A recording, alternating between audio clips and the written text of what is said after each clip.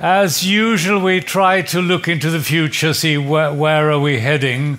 And first to look into the crystal ball is Marie Kauthar Dauda. Sorry.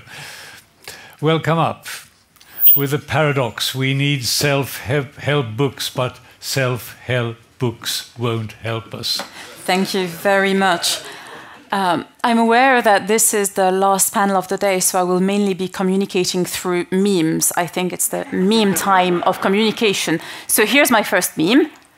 Self-help books, how it started, as we've seen, well, the Hebraic Christian tradition of scripture or the Greek tradition of philosophy, how it's going, this proliferation of so many different titles and things to pick from. So, well, how did this happen? I'm in a very bad position to talk about this because I have not read a single self-help book. I flicked through many of them. I find them fascinating because it's like this magical recipe to become perfect and have a perfect life. But I've never read any of them. So you'll have to trust my lack of experience on everything I'll be saying. The growth in the personal development market lately shows that we have about 43.8 billion going into that. And it might be a niche market, but it is the fastest growing market at the moment, with subjects such as mental health, motivation, physical health, self-awareness, skills, all of these fall into this category. Where does this happen? Well, of course, you can see that's there. It's a very American thing, you know, it's just, you can do anything, you can achieve anything. Next day you can be president of the United States. Wonderful, wonderful people. My husband is American, so I can say that. And but you can look at the other space where the market is also growing around here. So it's not just a North American mindset anymore. It is getting global in some sort of way. So this raises several questions, such as, well, why do people buy self-help books so much now? What was the shared wisdom that we had in the old ones that we're not that interested in nowadays? What has changed through the 20th century that can explain that? And more importantly, do these sale figures mean that it works? So what did self-help books used to teach? So that's another how it started. I don't have to talk much about Socrates. We talked about him a lot this morning, so that's great. Being strong, holding to what you believe is truth is a constant element of this idea of virtues. Virtue as strength against adversity. And you find that in the Christian tradition as well, former models of virtue again. The self-help book that was the most influential in the Middle Ages was The Golden Legend by Jacques de Voragine. I don't know his English name. So it was a collection of saints' lives, and many of them are rather gruesome because they end in martyrdom. So if you want your collection of chopped heads, people getting skinned, flayed, all of that, it's the best book for that. But the purpose of it was not to be macabre or sinister. It gave people a model of strength no matter what their situation in life was, whether you were a young man like Saint Sebastian, patron of the archers and military forces, or a young woman like Saint Agatha. No matter how weak you are, you had the strength, by the grace of God, to remain faithful to your truth. Later, when Christianity was not persecuted anymore, this idea of martyrdom evolved into mortification, mainly through the growth of the religious orders, which personally, I think it culminated with St. Teresa of Avila with her way of perfection. So how to achieve perfection when you're not even in the world, you're within the cloister, and how can you become virtuous there? Another model of virtue, well, right at the end of the period we're considering, Mr. and Mrs. Martin, very ordinary saints, canonized recently. They were, she was making needlework mainly, and he was a good family father. When his wife died, he took care of his children, all that. So virtue in the small scale of family. You don't need it to be extraordinary to be actually extraordinary virtue in the Augustinian sense of the term. And these two gave us Sainte Thérèse of Lisieux, who had this whole theory that everyone can be a saint, no matter where you are, and, well, that's also another question, no matter how much of a dreadful, dreadful sinner you are, you can, on a snap, become a saint. If anyone wants to ask me a question about that later, I'd be very grateful. What this had in common was still very close to something that we can find in Aristotelian ethics. For Aristotle, well, there's a sentence that is often quoted, sometimes misquoted, about the good shoemaker finding pleasure in making good shoes, and the best shoemaker is the one that will strive to make the best possible shoes. But if you look at the sentence in its context, the best shoemaker is working just as a good general, making the most of what he has, and what is often overlooked is making what he can with a given piece of leather. So suppose that your life is your piece of leather, you have to make the most of what it is as it is. So it's extremely practical, this sense of virtue. So it's a virtue as a praxis. Each and every occasion gives you the chance to make the right choice and get trained in choosing what is good and avoiding what is bad. That's the old-fashioned catechism way of defining virtue by comparing it to vice. Which leads us to this. I'm putting it 3 times in big, in red. Ontology comes before deontology, which means it is what it is, comes before you gotta do what you gotta do. You can't do anything if you don't take the given situation into account. So being virtuous is not about having a far distant model that you will try to imitate. It is about being virtuous in your given circumstances. And we can see that in the way the popular books of the late 19th century promoted the idea of being virtuous in your given circumstances. So you can find so many books about how to be a good young lady, how to be a good housekeeper, how to be a good maid, how to be a good gardener. And these had to do as much about doing your profession well as about behaving, having the ethos that matched your profession. And of course, being magnanimous when you're a general is not the same thing as being magnanimous when you're a mother of 7, but both are expected to be magnanimous, and that's a sort of megalopsychia for all. Everyone is called to exercising virtues in the highest possible way. But this has changed. Now, happiness is the supreme virtue. If you look at how things shifted at the very beginning of the 20th century, there is this autobiography of Douglas Fairbanks. Just look at how happy he is. Don't you want to be just like him? I mean, it's just wonderful. Love and live. Yes, sure, of course. And in the middle of the 20th century, Dr. Norman Vincent Peale, the power of positive thinking. These two didn't come out of nowhere. There was a whole growing process of thinking about how positive or negative thoughts impact the way you see the world around you. And, well, I think there's nothing wrong with that, but it resulted in a very strange trend of popular psychology in the late 60s, early 70s, which was cut off negative people from your life. And the wonderful thing about that is that it's never you who's toxic, it's always someone else. So the result of that, look at that. Eat, Pray, Love. How many of you have heard of the book? Just raise your hand if you have. Good. Yes, excellent. I see it's still somewhere in the mental picture. So Eat, Pray, Love sounds like a wonderful title. It is, however, Madame Bovary, but with American Express debit card. It's the story of a New York journalist who gets fed up with her life and her husband and everything, and she just decides to leave everything and go to Italy, go to India, go to Indonesia to discover her deep, true self. The story was extremely inspirational for many people. It was adapted as a film. As a side note, Elizabeth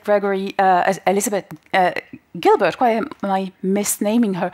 Elizabeth Gilbert left her husband and then married another guy, left her second husband, and is now with her best friend, who is a woman. So she said, I'm not living a midlife crisis. I just have to be true to myself all the time.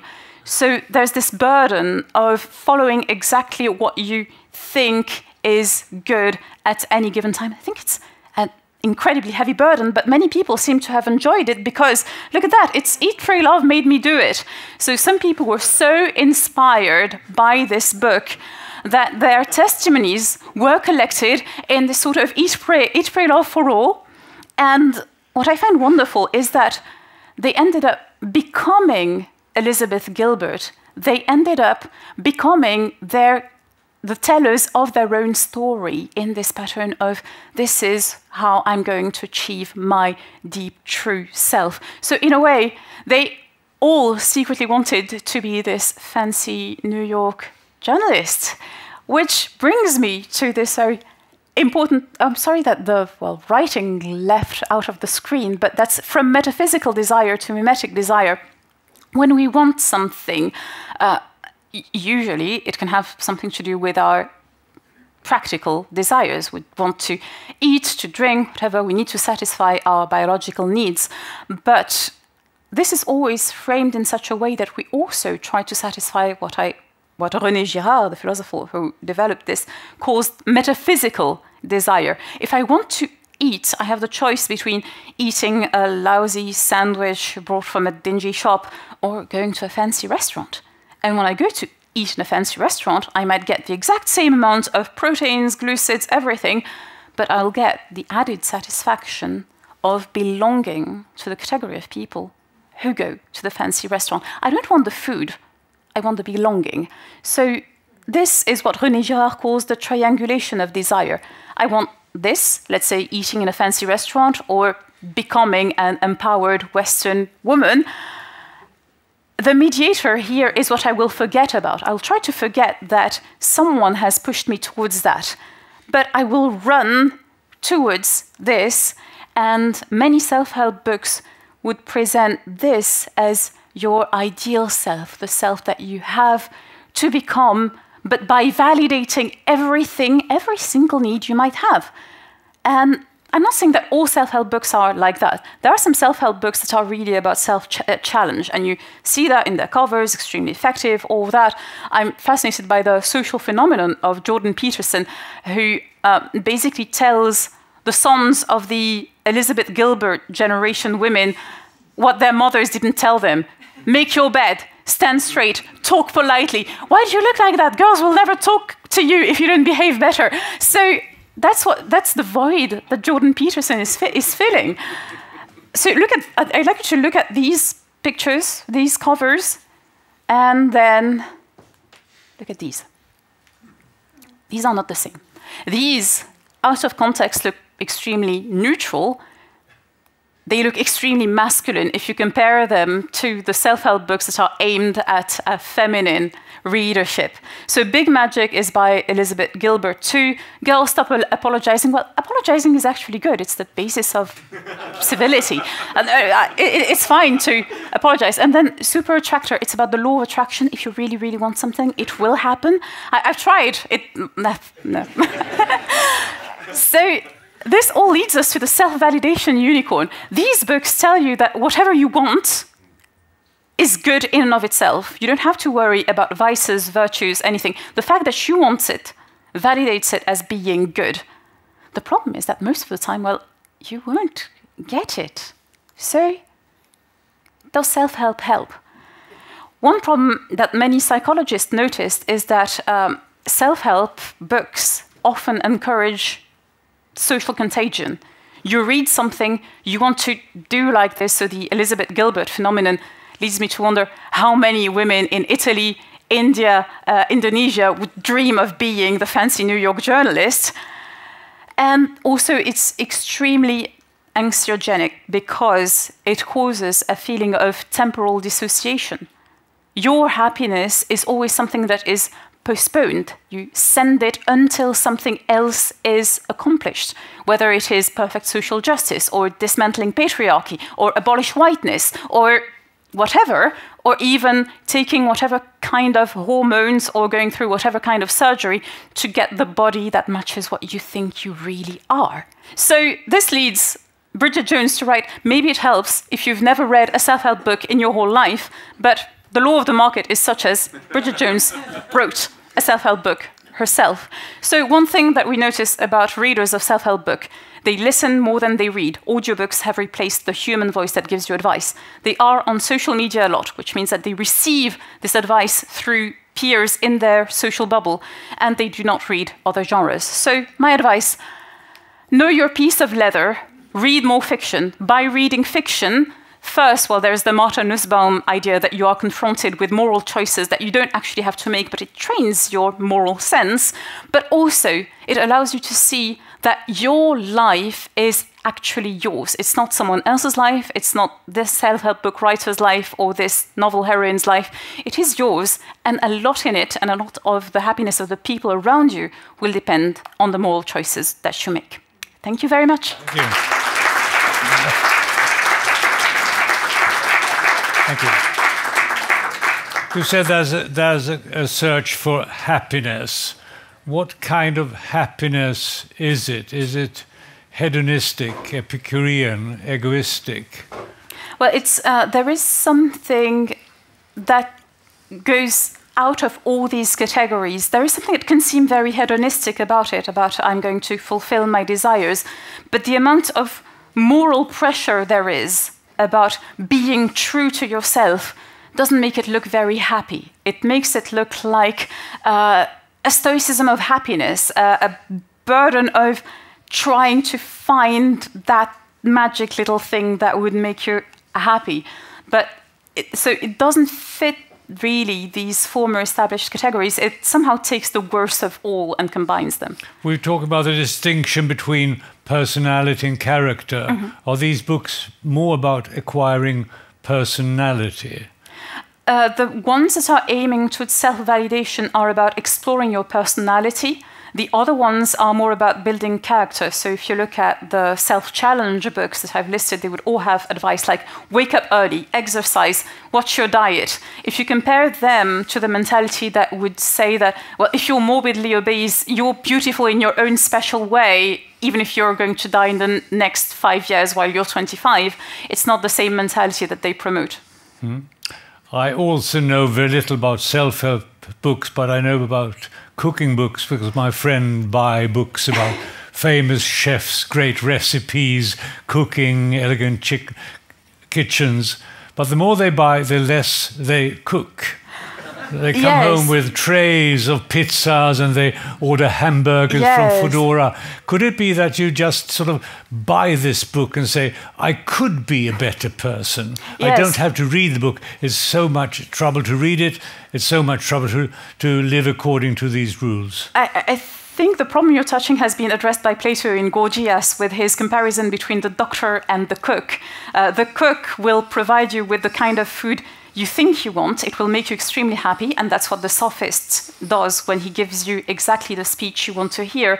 The medic will give you something bitter that might make you feel unwell on the spot, but might save your life. So maybe your friend is trapped in the sophistry of cooking books, deferring the satisfaction of the perfect meal until all the cooking books have been read, instead of going for something extremely practical, nutritious and tasty and just going for it and cooking. I'll go home and tell them. Thank you very much. You're very welcome. Thank you.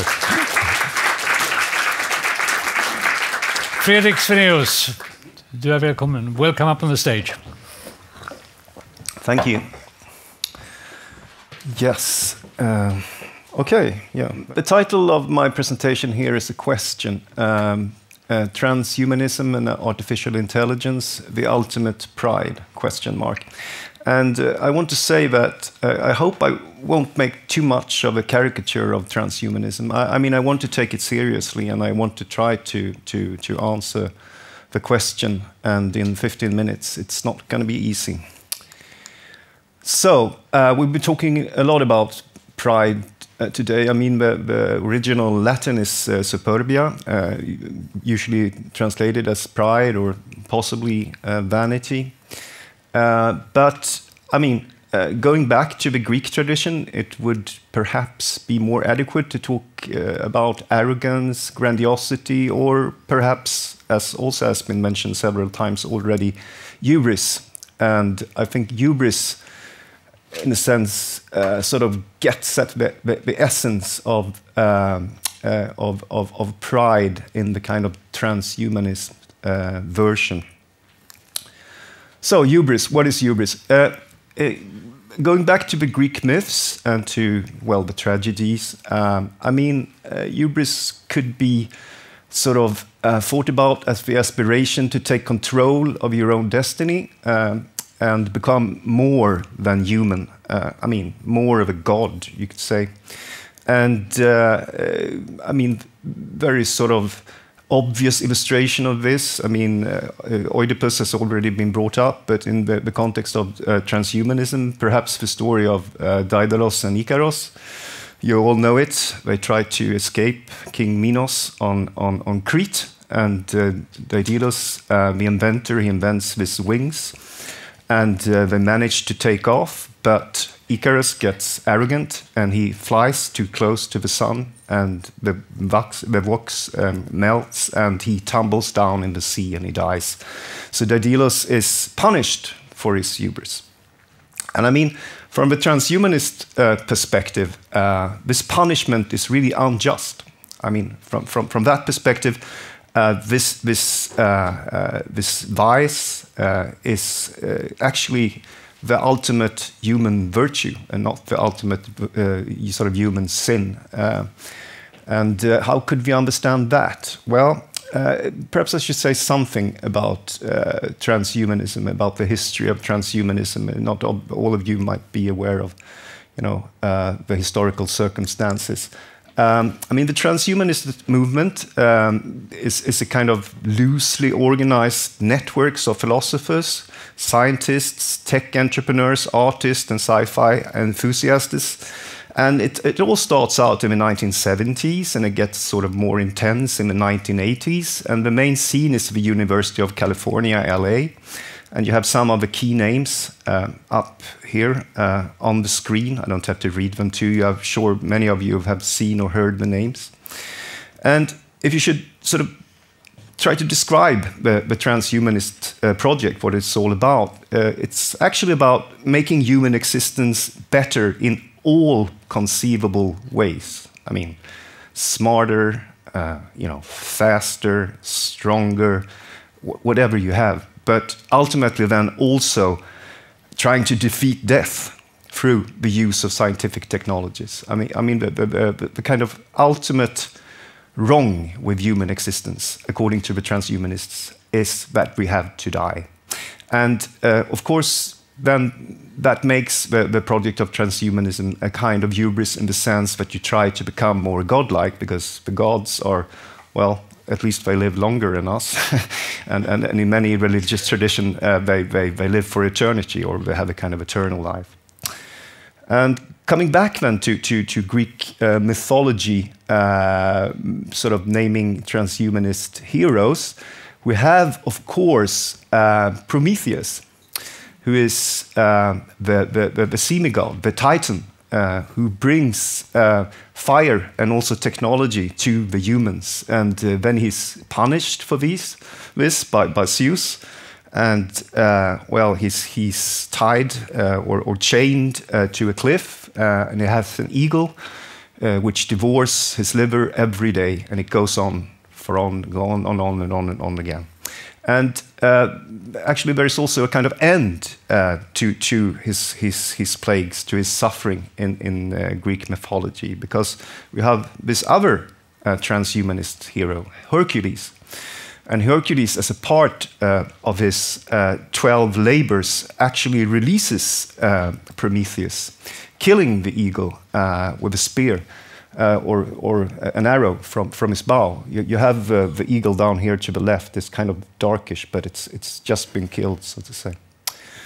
So Prometheus, Hercules, and Prometheus, aside from bringing the fire to the humans, he's also, interestingly enough, in this mythology, in this tradition, in other myths, he's made to be the maker of man, sculpting human beings out of clay. And this, going a little bit more modern, brings us to the modern Prometheus, which is, as some of you might know, the subtitle of Mary Shelley's famous novel from 1818, Frankenstein. And Frankenstein is, of course, also a kind of transhumanist hero. What does he do? Well, he tries to create life. He assembles body parts. He sort of stitches them together, and then he uses lightning to sort of enlight life in this monster. And this is also very close to transhumanist thoughts and aspirations, to be able to control life and to be able to promote and keep on living forever. And also in Frankenstein, it's quite obvious that, I mean, Frankenstein is punished for his hubris. I mean, it all becomes a disaster. The monster messes everything up, including Frankenstein's life, and his whole life becomes a tragedy. And from the perspective of transhumanists, this is, of course, also very unjust, because Frankenstein should rather be seen as a kind of ideal, this aspiration to take human life in your own hands and be able to control it and prolong it for forever, or for at least for a very long time. And there are many 20th century forerunners in this tradition, running up to the 1970s and 80s with the first transhumanists. And I just want to point to two here. There is, of course, Julian Huxley, sitting to, well, it's to the left of you, the far left, that is Julian Huxley. And Huxley is often at least claimed to be the inventor of the term transhumanism in 1977 in a collection of essays. And who's sitting inside him? Well, it's of course, it's Aldous Huxley. It's the author of Brave New World, which I saw actually in the presentation of a program. You used that concept. So you have these two brothers. I mean, you could say that the transhumanists, they choose Julian and not Aldous, because Aldous' novel is a kind of dystopian presentation of what science could do to us. I mean, we will end up in this genetically engineering society where people are controlled, etc., etc. Julian was much more positive. He was, you know, he really believed in technology and science as a way to choose to improve human society and humans. And so to that extent, the transhumanists rather, they went for Julian's vision. And also then you have here to your far right, interesting to me at least, working in this tradition of German philosophy, we have Günther Anders, was first husband of Hannah Arendt.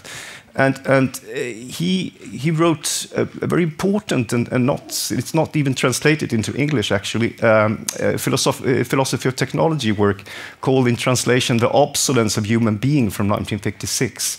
And in this novel he used the phrase Promethean shame.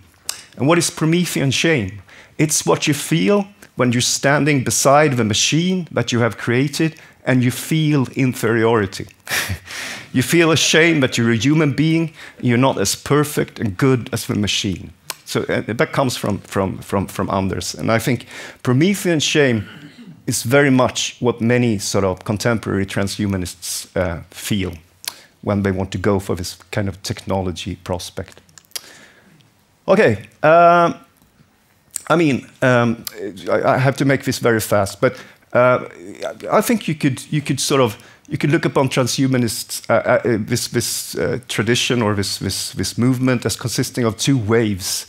The first wave would be by cryonics and medical life extension therapies and technologies, where you actually try to sort of make life much longer with the help of different kind of medical therapies, and also by actually preserving human bodies after they've died in liquid nitrogen, minus 210 Celsius. What you see here is a picture from Alcor Life Extension. And you also see the alternative. You can either have a whole body tank or you can have just a head tank. The head tank is just, you know, it's less than half the price, actually. So, but the choice also reflects. It could be how rich you are, but it's also about if you really think that you will have any use for your body, except the brain, and you know, when you're sort of woke up to life again, because. Coming to the second wave of transhumanism, which is about artificial intelligence and the project of uploading the human mind to a computer, illustrated here.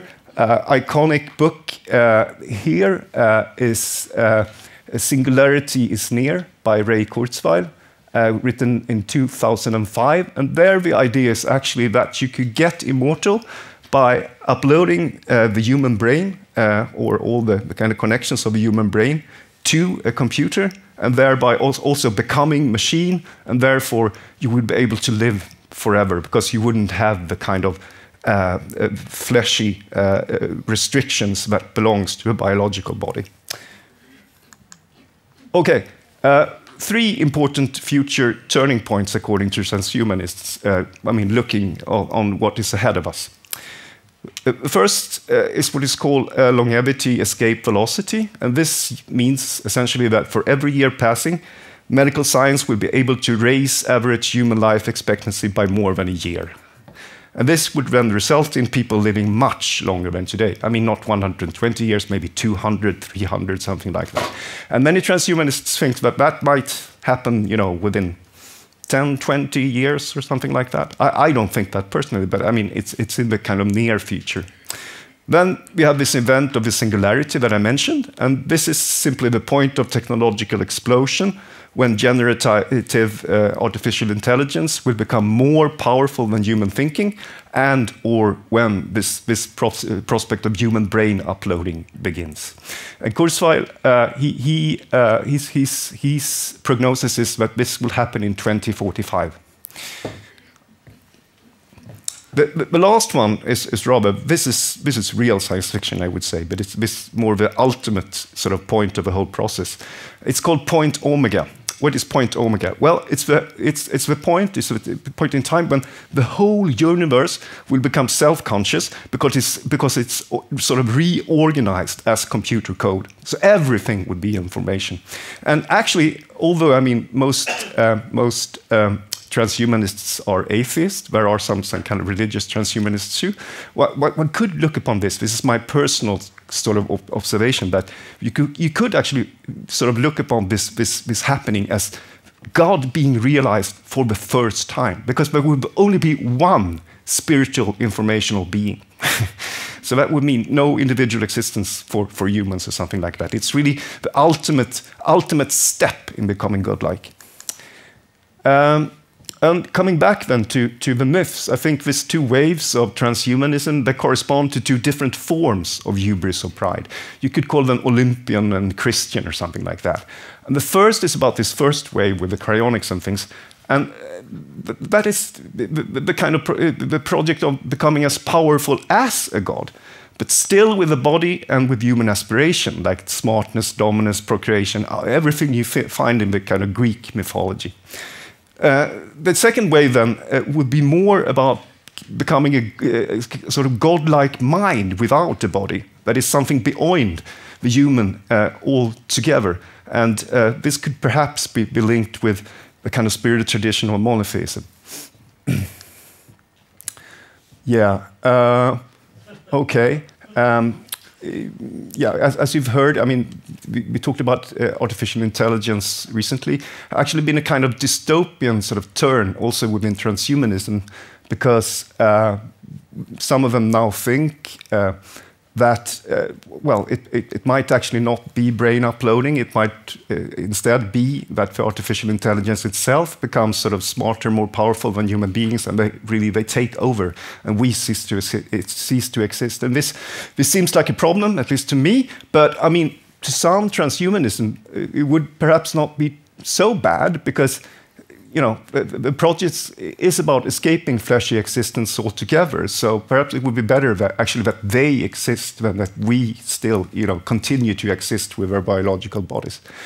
And this finally brings me, and this is more of my personal sort of observation, that I think there is a paradox here, because I think without a biological body or something like a biological body, we will have no needs, and therefore we will not experience any meaning in and with life itself if it's alive. So I think this kind of final process, if it's realized, everything will be meaningless.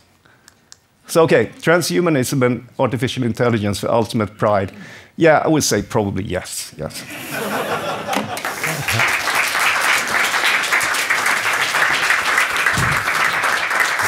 Thank you. Could we say that transhumanism might be the only way for human beings to control artificial intelligence? We will absolutely need it. That was a tricky question.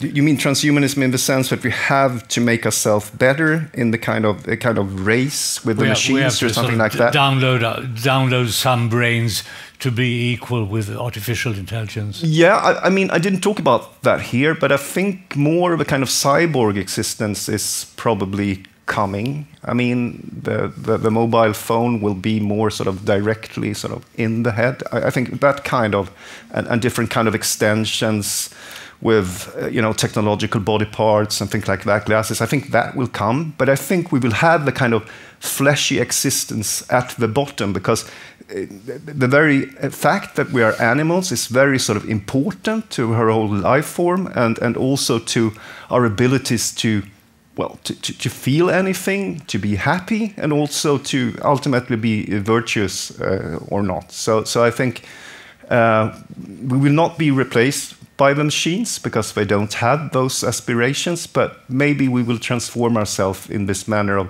using different kind of technological sort of extensions. And you could, of course, look upon that as a kind of embettered human, a kind of human that is better than the kind of contemporary one, yes. Will this be accessible to everyone, or will we select a few people to be more transhuman than others? Oh God, no! I'm sort of convinced it will not be accessible to everyone.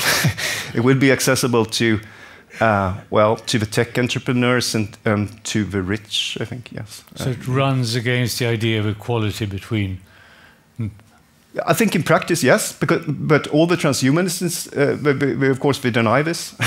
They say that is not our goal. We want to make it in an equal way, but looking upon how society works, today and the things, the way things go about, I think that is very unlikely. No, yeah. Shall we end by saying that Aldous Huxley's Brave New World is a rather boring book, isn't it? Did you read his second, the Island?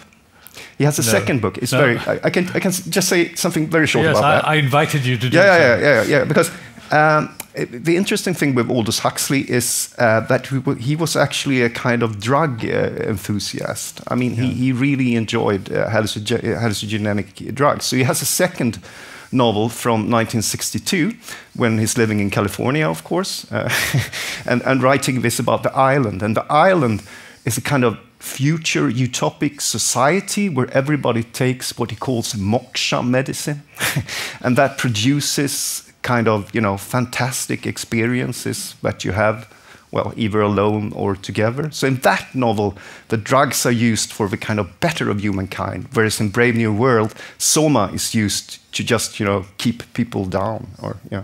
Thank you very much, Fredrik.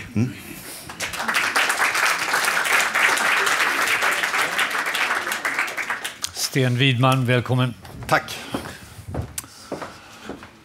Okay, thank you for inviting me here today. I'm very happy to be here, and it's going to be tricky here to make the transition from transhumanism to some surveys about attitudes in Sweden. But I think that they have relevance for other places, and it's about the undercurrents that changed politics, and it's connected to virtues and vices. And I work with Thomas Persson in this project called the Open Society Project. And I rewrote the title a little bit, the space for conservatisms, because this thing which I'm coming to the end here, I'm very uncertain about. So we start with going back in time, and we first a very, very quick expose over virtues and vices.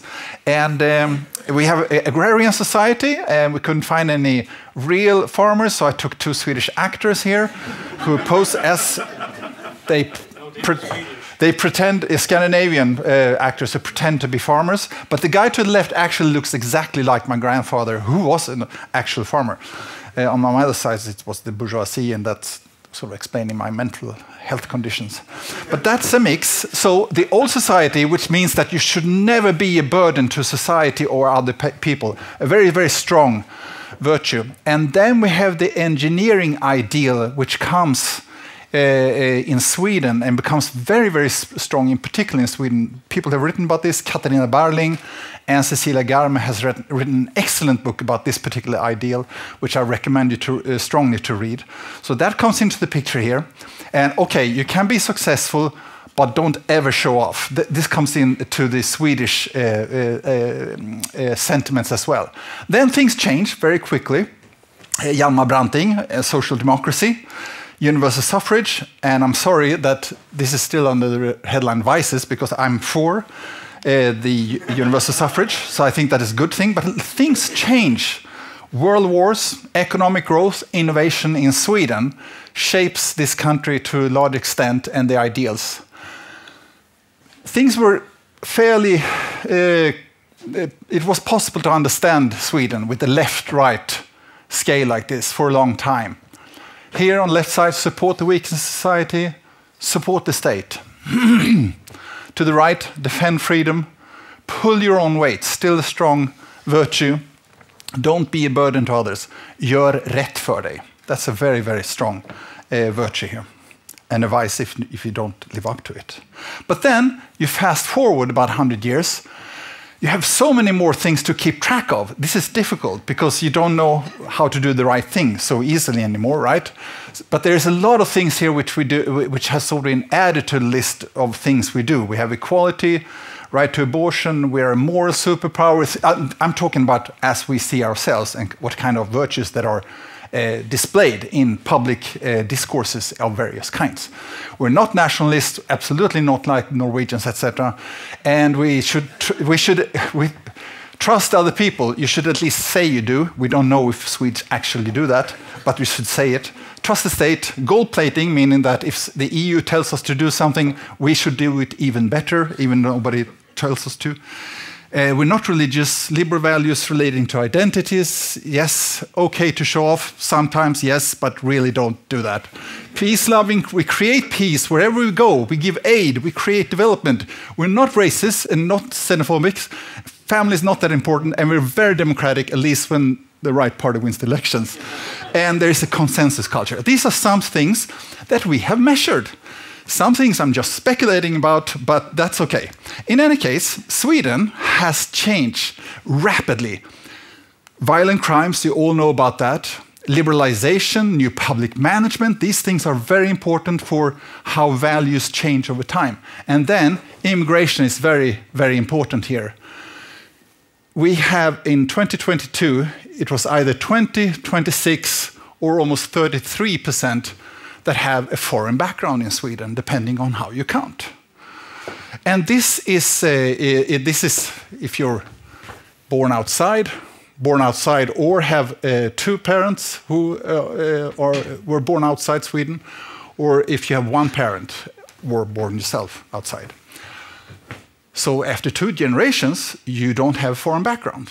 So in places in outside Göteborg, Gothenburg or Malmö, you have citizens who don't speak very much Swedish at all, and they're third-generation immigrants. I mean, if you look at it like that, there are things that comes with this, and this is what we have to think about to understand the coming things that will change in the space for politics.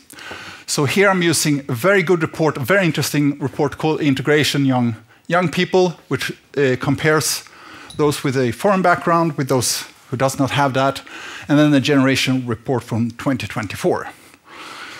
The latter one looks at attitudes of younger people in general.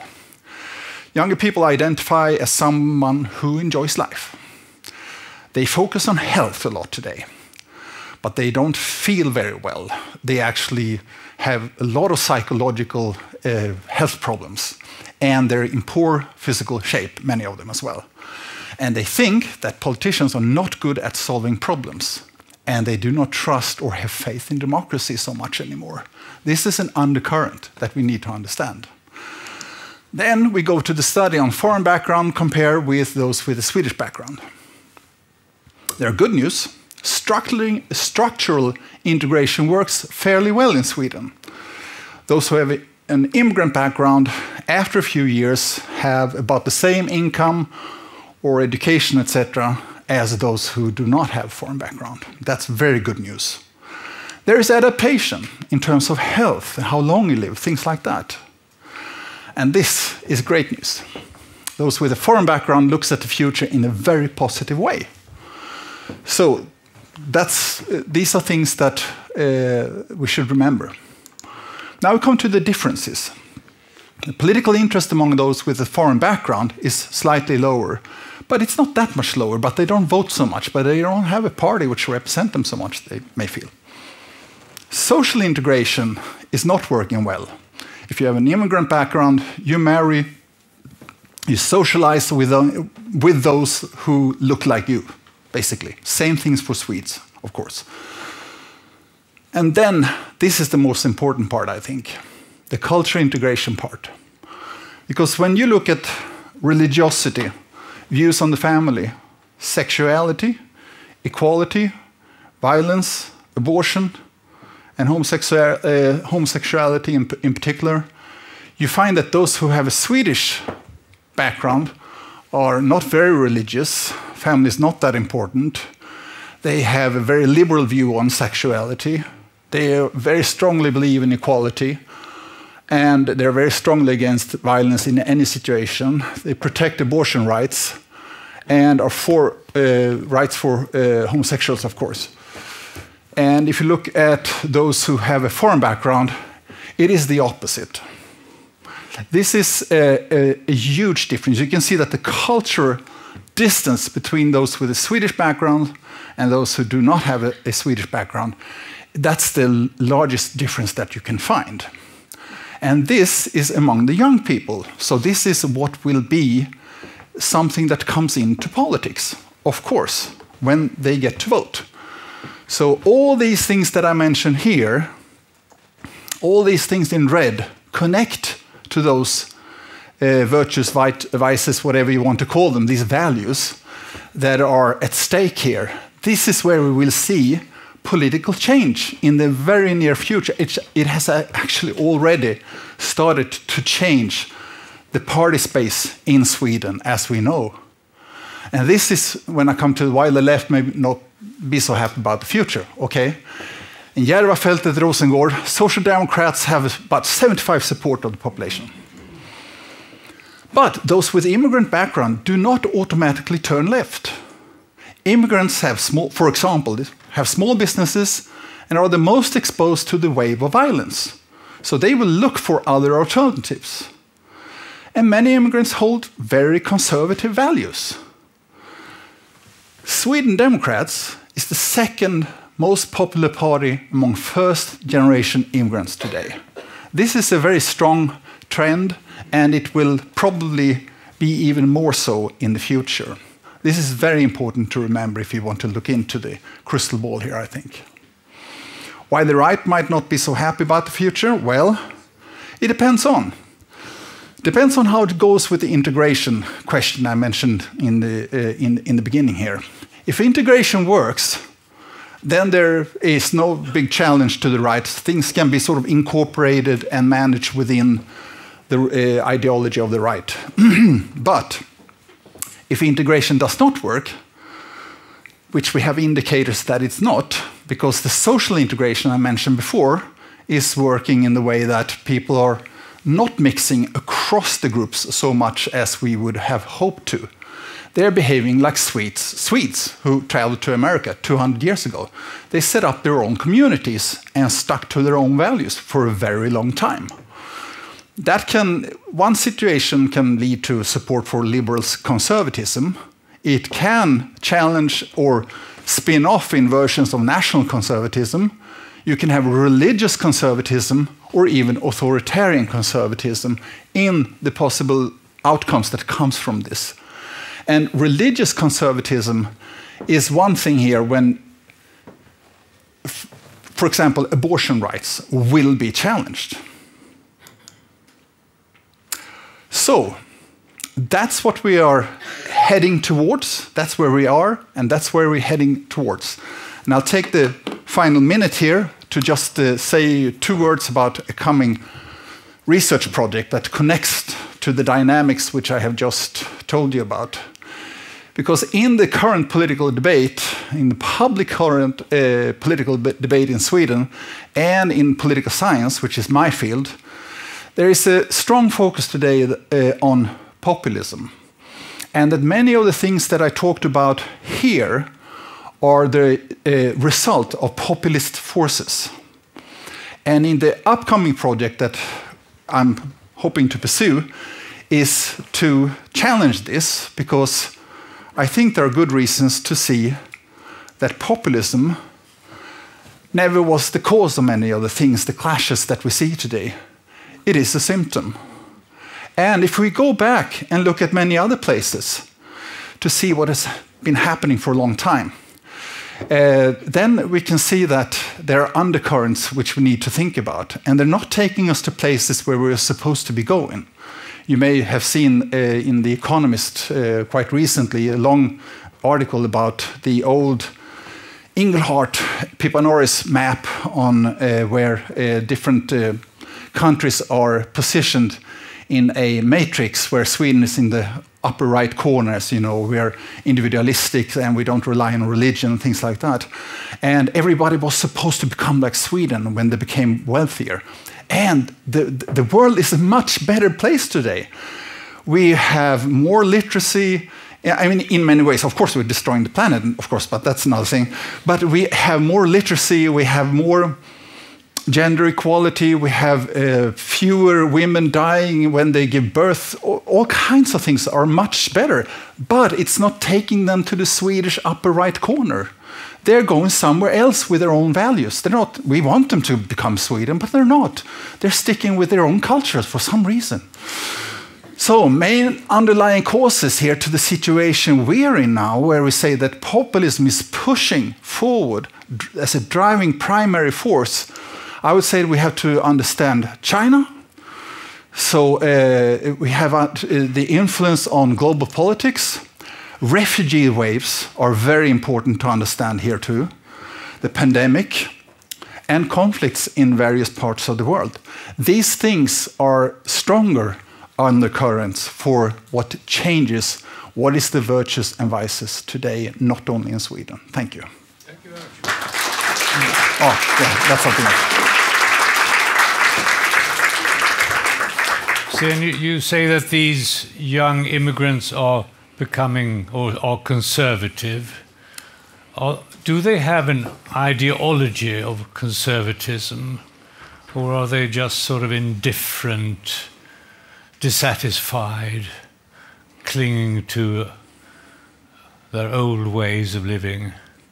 Well, I'm not sure if it's an ideology, but it is a culture.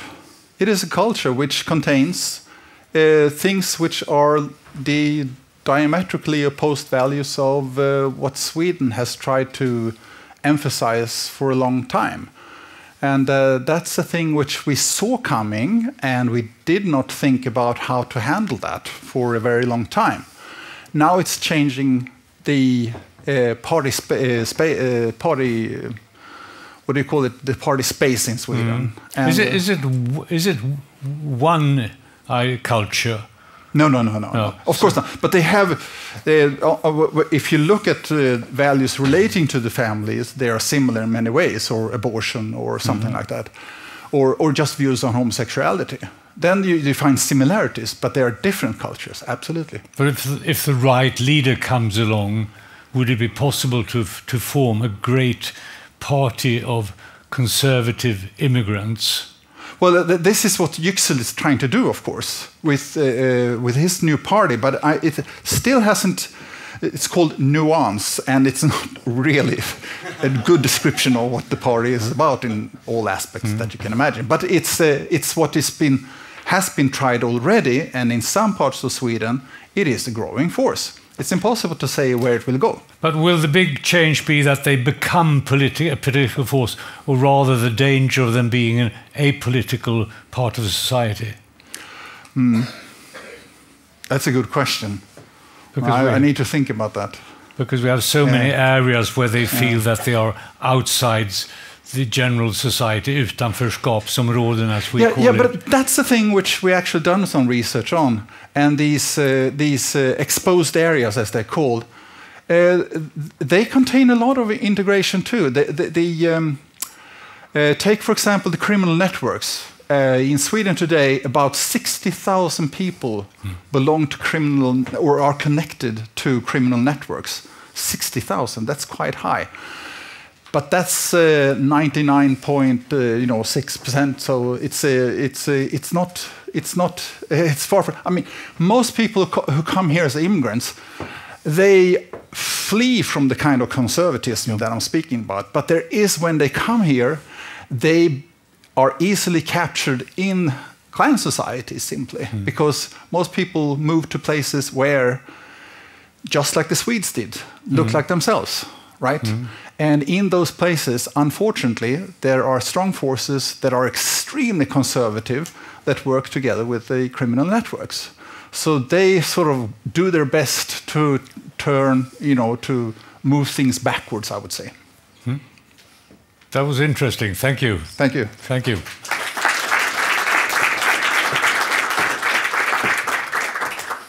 Where are you, Hannu Saudai? He makes an excellent entrance. Give him an applause. Our last rock star, upscaling morality, please. I want to basically make one very succinct point that I want to convince you of, which is that when it comes to thinking about the future of virtue and vice, the future of our values, the future of morality, one big thing that we need to focus on, at least one of the big things that we need to focus on, is the idea of how do we scale up our moral infrastructure? How do we scale up our norms and values and the institutions and social practices that we build for ourselves to organize the way we live together? And I'll just try to explain what that means. Think of two things. First of all, think of how we as a species used to live, and then think about how I personally came here today. First, the one thing, how we used to live. And often this idea is captured in the concept of an EEA, an environment of evolutionary adaptedness, right? Back in the day, however you want to zero in on that time frame, back in the day, we used to live in a certain environment, and it left an imprint on our psychology and on the kind of species that we are, that left an imprint on human nature, essentially. A hostile environment, great competition between groups, scarce resources, a volatile climate, and perhaps most importantly, we used to live in very, very small groups. And in these small groups, cohesion would be maintained by very, very specific and distinct mechanisms. One would be kinship. So almost everyone in these small groups of maybe a dozen people, maybe 50 people, but usually less than 100, certainly less than a couple of hundred, you would be very closely related to many of these individuals.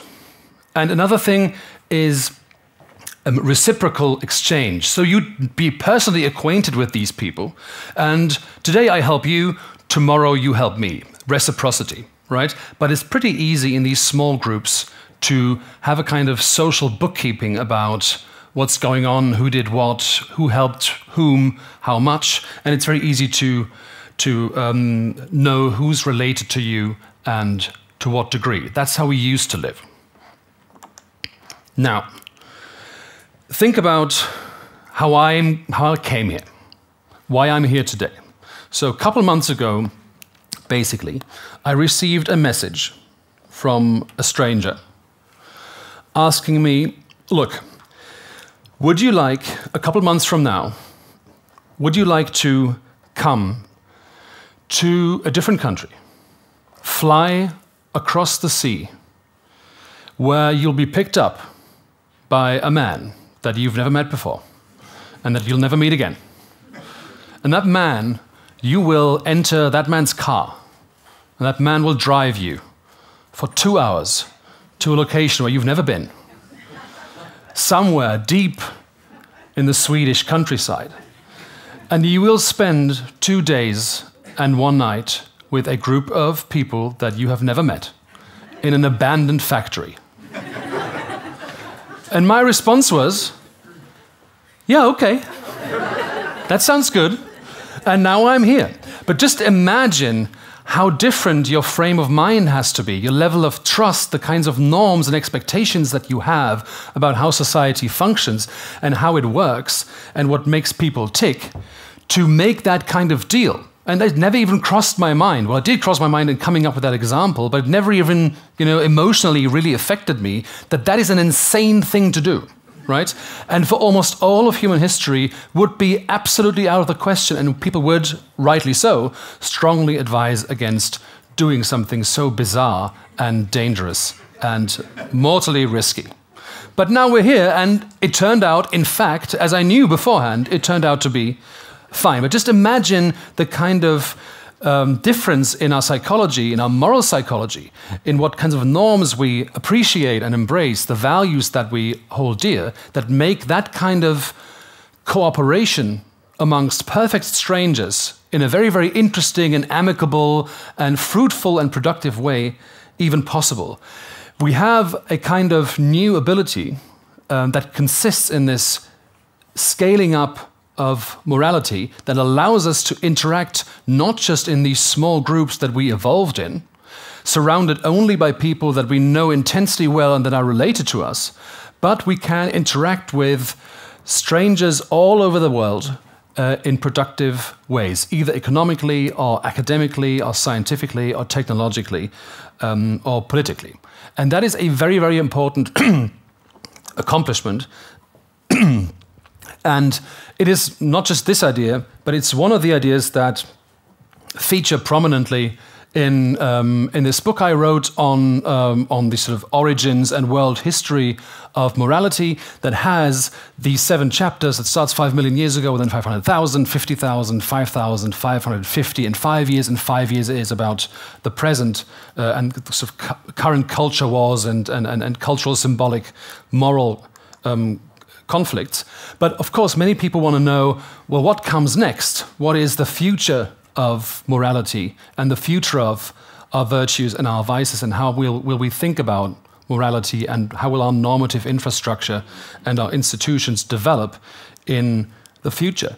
And you see that basically one way of reading this story is not just a story about temporal stages, 5 million and so on and so on and so on, but it's also a story about group size, about scaling up morality and scaling up cooperation to integrate ever larger groups, and the mechanisms that make that possible. So you see, way back in the day, we had, like I said, kinship and reciprocity as the main mechanisms that would secure cohesion in a group and lead to altruism and dispositions to cooperate and to behave morally and socially and so on and so on.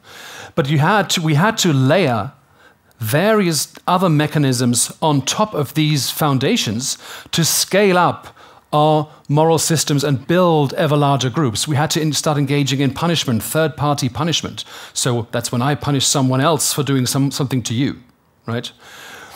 We had to become cultural beings that can live on the basis of essentially made up norms, how to dress, how to behave, how to talk, which language to speak, and all sorts of cultural institutions that we would use to, again, scale up our cooperative structures.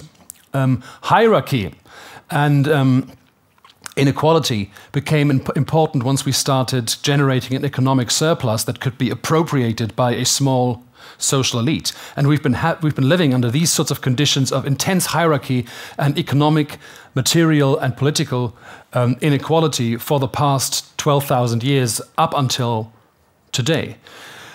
The emergence of modernity brought us individualism and a revolution that very much de-emphasized the importance of kinship ties between people. And that's when people, for the first time, became intensely capable of cooperating with strangers in running, for instance, participatory politics, democracy, and so on and so on.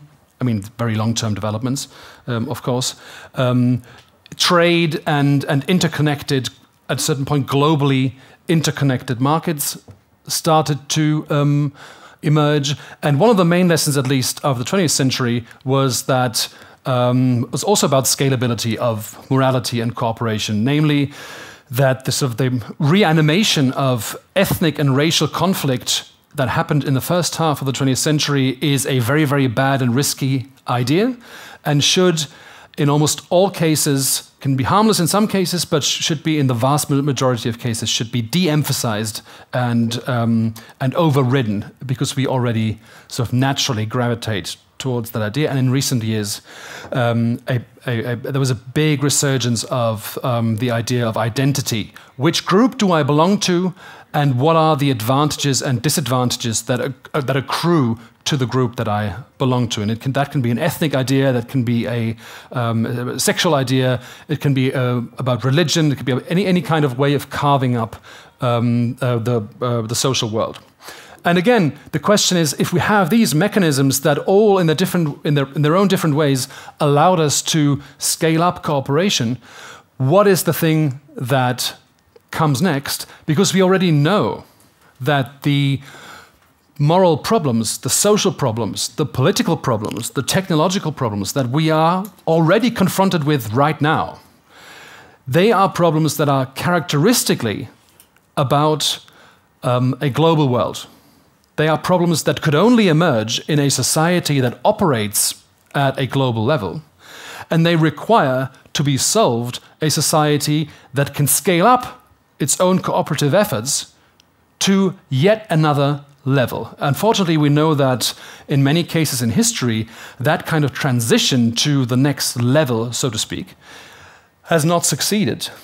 But we know that one of the central issues of our time is, how do we manage to once again scale up our ability to cooperate on the level that we need to cooperate on in order to face all of these problems and solve them as well as we can. Because neither nuclear war, nor AI risk, whatever you think of it, nor international trade, climate change, geopolitical conflict, new informational environment, pandemics, migration, and also, which I forgot to add, how we deal with animal industry. None of these problems can even be begun to be addressed, let alone solved, unless we manage to find scalable solutions that allow us to address all these problems at the level that they need to be addressed at. I think that that's one of the reasons why. And the point that I'm making is not that recent progressive movements or whatever have been all bad. I think there are many good ideas in them, some bad, some good. But I think in principle, when you think about the problem this way, when you think about what we need to find is institutions that scale to the problems that they need to be scaled to, emphasizing social identities that are not shared is probably a problem, right? It's probably a problem to emphasize divisions between people, features that they have that they do not share, group membership to this or that group. Again, I'm not saying that that's always a bad idea. Just in terms of tackling that type of problem, it's probably should probably be somewhat de-emphasized to lean even more into the kinds of social identities that we are already predisposed to lean towards. And instead, what we need to solve and address all of these problems is something, well, we don't know yet, but it's going to be something like scalable cooperative structures and the corresponding virtues and the discouragement of the corresponding vices that facilitate cooperation among globally interconnected strangers in a way that's equal and inclusive and for mutual benefit. And I think for that, it's probably a better idea to seek recourse in a shared humanity, shared moral values, and the kinds of abilities and characteristics that we all share together, such as our common humanity, reason, and the possibility to live together in peace and friendship. Thank you.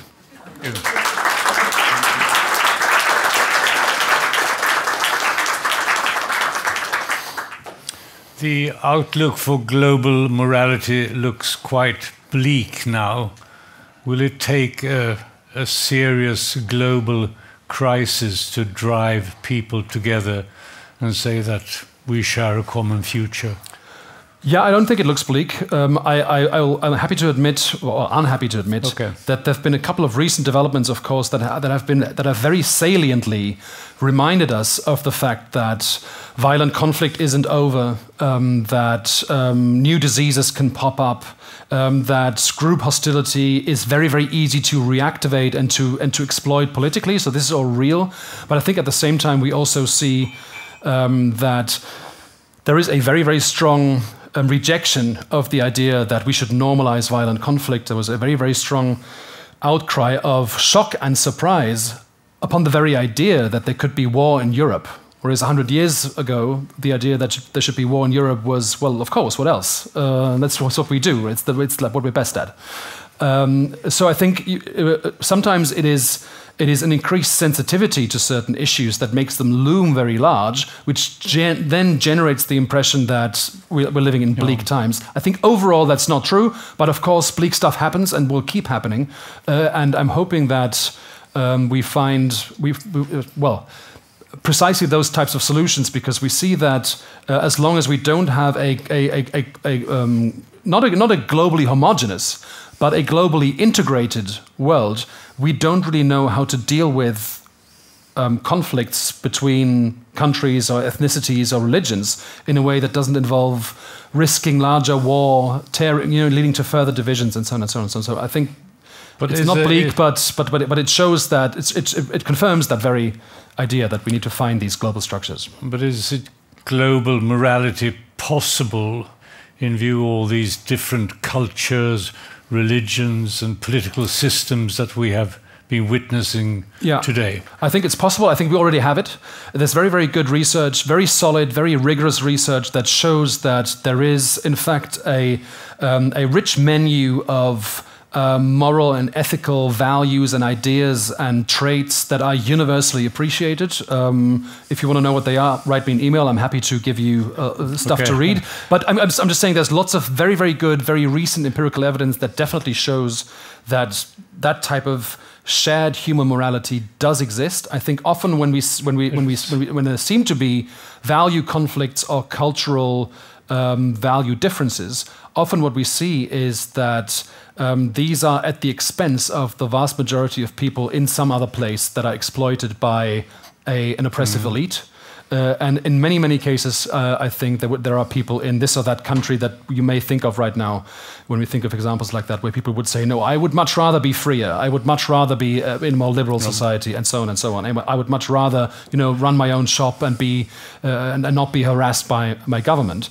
Alas, they are being harassed by their governments or by other types of extractive elites and institutions, and that generates the impression that there are these cultural value differences. Empirically, I think they don't exist, and in fact, we are doing these exploitative elites a favor when we immunize them from criticism, when we grant them the idea that there are these cultural differences. This morality was codified in the Charter of the United Nations, or at least attempt to codify it. And today the United Nations is maybe weaker than it has been before. Maybe I think it's the right idea. It goes in the right direction to have some sort of integrated structure that moves states from that moves states out of the state of nature that they are in between them, right? So just like you want to have social structures and institutions that mitigate the state of nature between individuals, so that people can live peaceful lives and benefit from each other, rather than be in perpetual conflict. Just like that, it's a good idea, worth doubling down on, to have a kind of global structure like that. So in principle, it's a good idea. It's hard to measure whether it's weaker now or not, because it could also be the problems that get bigger. But in principle, it's the right direction, and it's, I think, worth trying to preserve something like that. Thank you for your optimism.